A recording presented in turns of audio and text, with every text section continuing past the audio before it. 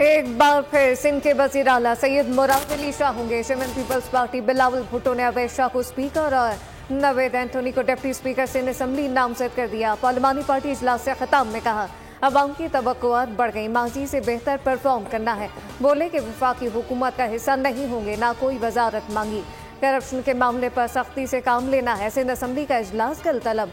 नामुंतखब अरकान हलफ उठाएंगे। Speaker deputy speaker के बाद कायदे ऐवान का इंतखाब होगा।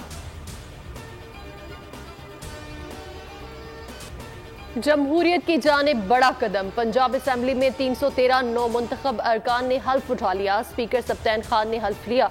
अरकान को मुबारकबाद। नून लीग के 215, सुन्नी इत्तेहाद काउंसिल के 98 अरकान ऐवान में मौजूद थे। स्पीकर और डिप्टी स्पीकर की हल्फ बर्दारी कल होगी। सेक्रेटरी असम्बली कहते हैं कि इंतखाब खुफिया राय शुमारी से होगा। लीगी अरकान नवाज शरीफ की तस्वीर लेकर ऐवान में आए। असम्बली अहाते में नून लीगी और सुन्नी इत्तेहाद काउंसिल के अरकान आमने सामने अपने कायदीन के हक में नारे लगाते रहे।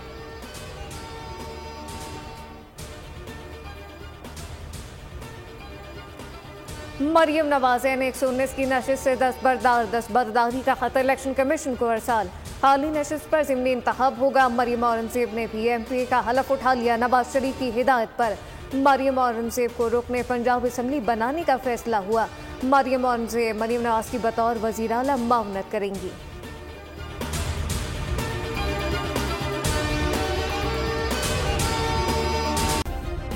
सब्सक्राइब करें और बेल दबाएं ताकि कोई खबर रह न जाए।